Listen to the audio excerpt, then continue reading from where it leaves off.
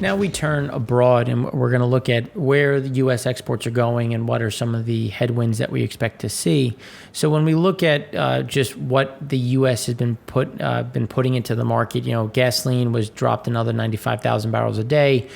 That's where we continue to see some of the pressure into Latin America, some of that pressure into Europe, as we have more of that Middle Eastern Asian product coming into the Atlantic Basin, which if it puts pressure on gasoline, it's clearly going to put pressure on disti, which also fell 32,000 barrels a day.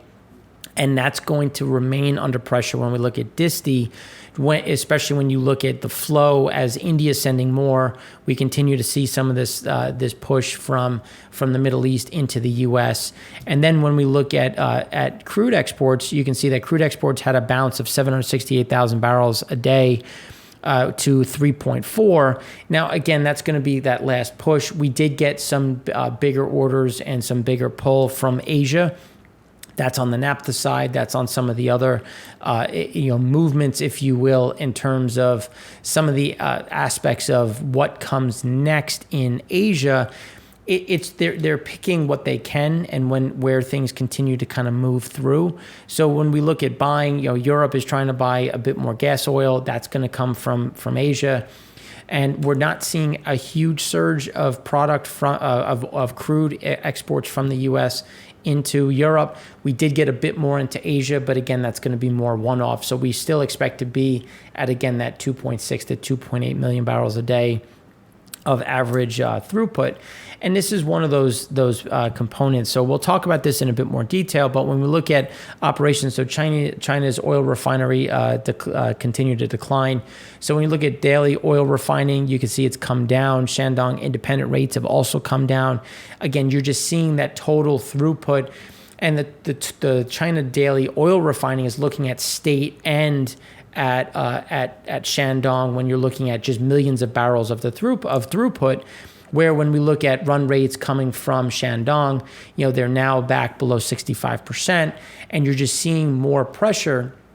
And there's a lot of reasons why. So Beijing last week issued teapots with the smallest crude import quota since the sector was allowed to directly buy oil for their refiners in 2015.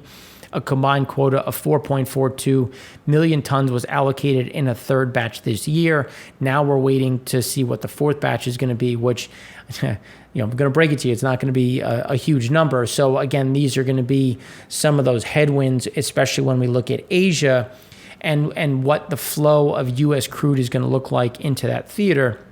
Then when we look at output, China July gasoline output rose 16.6% year on year. Kerosene was up 5.2%, where diesel fell 12.5%. So this is where you're going to see, August, we were supposed to see a drop in the amount of exports from China. But because of COVID, the restrictions, you're going to see an actual increase in exports as they try to manage. And they're managing by two different ways, cutting some of these run rates while also increasing exports, which is just going to put, again, that pressure on the international market and some of those numbers. So then when we look at the WTI Dubai spread, you can see things have gotten a little bit better, which is, again, helping the U.S. compete a bit more when we're looking at Dubai versus WTI. But there's Dubai still cheap. You're still seeing Middle Eastern crudes come across fairly cheap in relation to where they have been historically, which is so the movement here is allowing a bit more WTI to hit the market, but still at a bit of a depressed rate. And the same can be said when we look at Brent coming a bit more into some normalcy, but again, still elevated versus some of the levels that would help accelerate some of those draws out of Europe. So when we look at gasoline exports, you can see that we're right back to the 5-year average. And just based on what we're seeing, and as we said last week, we don't see any reason why it moves too far away from that 5-year average. We don't think it'll drop below, but again, it's just going to stick around with that 5-year average in general. Where distillate, on a seasonally adjusted basis, you can see it's at that low. It's just going to continue to, again, remain fairly depressed, staying well off that 5-year average. So then when we look at oil exports, when we look at the DOE in general, crude oil exports data, you can see that we had back to that seasonally adjusted high. We still think it's going to stay, fall back within, remember that 2.6 to 2.8 level. and stay at the upper end of that cloud of the cloud, which when we look at the 4-week rolling average, you can see that we're sitting now at 2.622, which is just 2.6 million barrels a day. We'll get a little bit more growth from that, something closer to about 2.7, but you can see just in general that we're staying fairly stable in terms of that flow. Now, we had a little bit of a drop in propane exports. You can see it drop down back within the cloud, still well above the 5-year average, still will remain strong. And when we look at propane, it's 160,000 barrels a day above the 5-year average. Even though it dropped 380,000 week on week, there's still a lot of demand going with LPG going into Asia.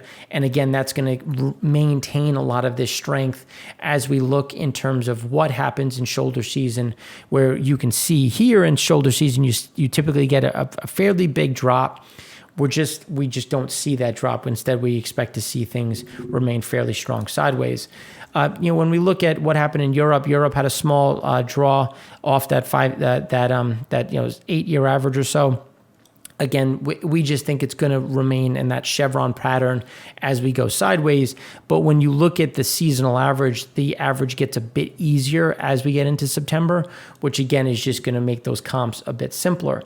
So then when we look at September, Libya is actually back to a all-time, well, I shouldn't say all-time, but back to the highs. So we're going to see Libya putting out a bit more product. You can see Angola increase some of their length as we get into October. The same is expected for Nigeria. So you're going to start to see a little bit more length in October, which is a bit difficult because Angola had trouble selling August and September, so that's where we're going to have a little bit extra in October, just as we're supposed to get more from in October from a lot of individuals and a lot of individual countries, especially when we look at Russia. So when we look at Russia, that's where Russia and Libya is where we're seeing a little bit of an increase, just as we're seeing it from Nigeria and Angola, with the backdrop of Russian ESPO crude at a premium of $1.70 to $2 against the Dubai benchmark, which is the lowest premium for ESPO since March. Again, that's some of those headwinds when we talk about Asia. And Angola is raising that oil export to 1.18 off of the, which is now 38 cargoes. And if you remember, they were facing issues selling previous cargoes at which were 32, and they were facing some of those reoffers. Libya will increase crude and condensate to about 1.24 million in September, which when you look at 1.24, we're right back to where we were in July. So that's going to bring some additional, I think a bit more than was expected in September versus what was initially posted. And that's going to carry through into October. After we saw that drop in August from some hiccups in terms of just, some leaking that caused some pipelines to have to shut down. Then when we look at URALS, you can see URALS were coming across at about $2.45 off of the comparative to the $2.35. We continue to see that work back, moving from $2.30 to $2.40. And then when we look at Senegal sold their final cargo well below normal in the September program. So when you look at what they sold it for, it was just, look, we just need to get this off our sheets. So you saw a really late sale and at a depressed price, just trying to set up a bit cleaner for where October is going to be, which is going to be 38 cargoes versus that 32. CPC again saw another 40-cent decline in terms of what was being what the differentials were, just showing how there's really no tightness that we're seeing in that physical market. So then when we look at what has happened so far in Fujairah, you can see that we had a little bit of an increase in light distillate, where heavy continues to come down, which is along the lines of what we were expecting. So when we look at Fujairah, was reported at 19.4 million barrels. Total stocks rose by 67,000. So again, fairly small in terms of a build because there was some offset. Light distillate increased 92,000 barrels or 1.7%. And this is really the continuation of last week's gain, which rose 37,000. We're seeing kind of that slow and steady increase. The The build came as east of Suez gasoline was seeing a weakening in gasoline demand as concerns about Delta continued. So again, east of Suez remained a struggle. So you don't have anything really going east of Suez. If anything, you have it coming east to west, which is putting additional pressure not only on Fujairah storage, but also what is flowing into the U.S. and European markets. Middle distillate had an increase of 1.056 million. This is kind of what we were expecting. We were expecting to see that bump up in middle distillate, and it started to finally come through. This is a reversal of last week's drop of 147,000. East of Suez gas oil market was range-bound, with traders talking about, again, the fundamentals were steady, but you're starting to see some of that softness with those slowdowns coming through, some of those exports increasing, which is going to move some of those UL or ultra low sulfur diesel cargoes west are going to look fairly good in sending that the other way. And then the offset was the heavy resid had a drop of 1.08 million, which was down 10%. In the Middle East, it's just because you saw some of that bunker demand pick back up, which we expect to see as we go through the remainder of August, and that pickup. It's just going to be kind of that back and forth in terms of timing, because you'll get it drawn down because ships will show up, they'll purchase, then you'll see it fill back up. So again, you're seeing that come back and forth. So then when we look at crude oil on the water, you can see here we're pretty steady. There's a little bit less in transit, a little bit more in floating storage, keeping us fairly fixed at that 5-year average.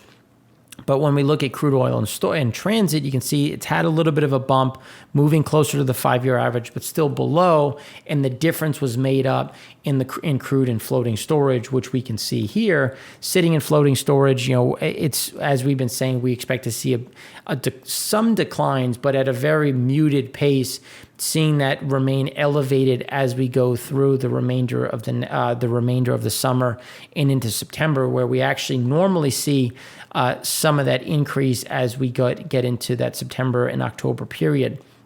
So then when we look at Europe, you can see Europe had a small build in gasoline, small draw in gas oil, pretty much a non-event, fairly stable. But when you look at gas oil, you can see that it's still at a strong position to support imports, to support some refinery runs when we're looking at storage, where some of that activity is. Europe in general is getting better, just at a bit more of a muted pace. And by muted pace, I mean just off of where expectations were, but still a bit stronger. So here's where we've seen so far in general, and you're going to start to see this come back up as these cargoes show up from Asia in the Atlantic Basin and start to get absorbed into the European markets. Saw a little bit of a flatlining in gasoline, and we're seeing some of that slowdown in exports, and it's just going to be a matter of this slow grind back up to that 15-year average. We don't expect this big bump, but we expect a bit more of a sideways move, and you can see that it typically, seasonally, we get these draws that happen from August to November, so we expect to see something similar to that over that time period. But I'm sorry, we don't expect to see something similar to that. Instead, it's just going to be kind of this flatline move, which will just make the comps a bit easier.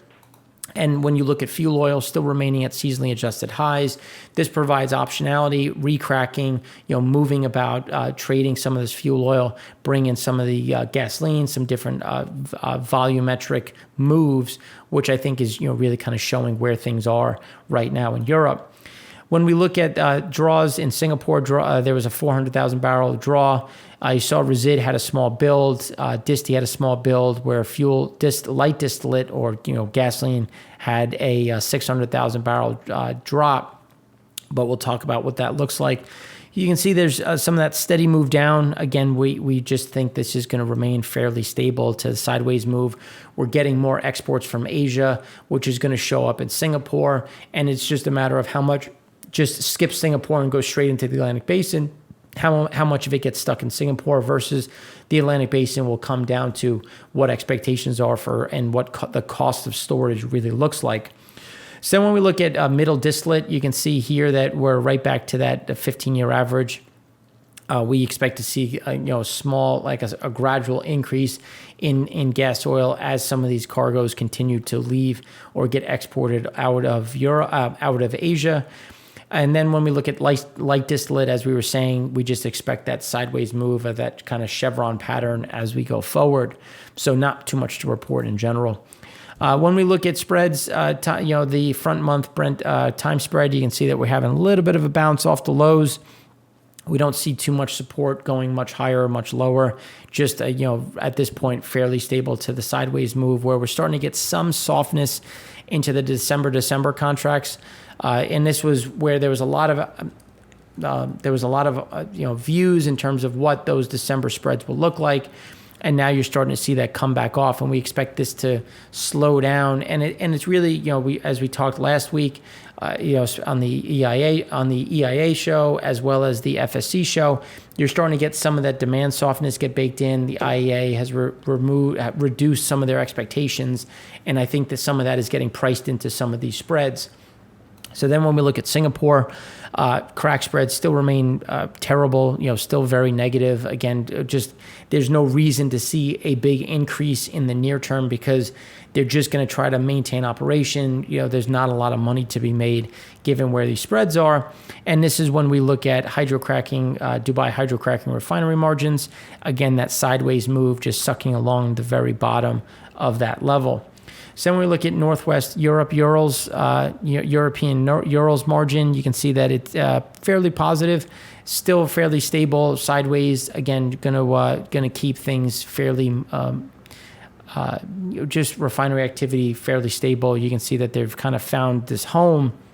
Starting to get some differentiation between hydrocracking and topping continues to worsen a bit out of all of them, with especially hydroskimming. So again, that's supporting a bit more of the gas oil side of the or that middle to heavier side of the cracker. And then here, when we look at the med continues to be a mixed bag, is shaking out slightly positive, but again, you're seeing some of those overhangs in terms of just refinery margins in general. Things within Europe remain fairly stable. When we look at supertanker crude imports, there's not too much to say along seasonal norms. That should continue to slow, especially when we look at some of the adjustments that we've seen in terms of throughput and what those demand cycles are really going to be over time. Now, when we look at Shandong Independence, you can see that run rates are down to about 67%, closer now to 65% as we get this additional pressure coming into the Shandong. And then when we look at state-owned, you can see some of these have started to come down a bit, again, putting some of that additional pressure into the market.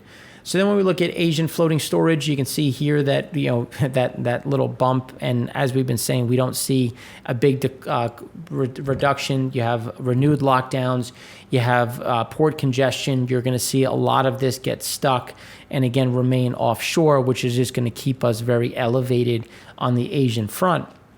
Now, when we look at North Sea, you saw some of this drop. We expect to see some of this increase over the coming weeks. But again, not a huge increase, just maintaining some of the steadiness as the comps get a bit easier. So now when we look at West Africa, you can see West Africa is still remaining seasonally adjusted highs, just based on what we're seeing with the renewed increase for October. They're trying to move as much September as possible. So we'll still remain elevated, just not at seasonally adjusted all-time highs, just at the top of that cloud, as they try to move some of that product through. Now, when we look at the Middle East, you can see that we had a little bit of a drop down. We still remain at the highs for 2021. And when we look at demand, when we look at more supply coming to market, we expect to see some of these increases coming into the market over that time period. So when we look at Europe, again, we're back within the bottom of that cloud, as we've been saying, the comps get a bit easier. And we just expect Europe to go fairly sideways as there's that competition back and forth. But again, not seeing a huge drawdown. We did get a little bit of a build in Shandong Crude. We expect to see a little bit more of a build just because we're seeing run rates come down. Quotas are obviously coming down, but those run rates are pretty extensive, which is going to leave a bit more crude in storage. And then fuel oil came down. They're going to try to trade around this. But again, we're seeing some of these overhangs in the market that in Asia, and more specifically China, which has been a big buyer of ESPO, with those ESPO spreads coming down to 5-month lows, or at least the lows from March. that's really speaking to Asia not showing up, especially China not showing up. They have been big buyers of it. And again, these are the pressures that we continue to see when we look at those overarching demand levels, that we're just not seeing the demand in the physical side. Because if you think about physical that's bought today, delivered in October, you're really talking about product for the new year. And again, we're seeing just not that much tightness into the end of this year and into the beginning of next year. But there's a lot that can happen. We'll keep talking about it, keep looking at the data sets, trying to provide some color. If you have any questions, please let us know. We appreciate hearing from you. And if you have, where to find us, at MarkFNY is my Twitter handle. You can always email me, mrossano@c6capitalholdings.com, or obviously in the comment section. So thanks again for watching. I'm Mark Rossano, founder and CEO of C6 Capital Holdings, coming to you from Primer Vision Network.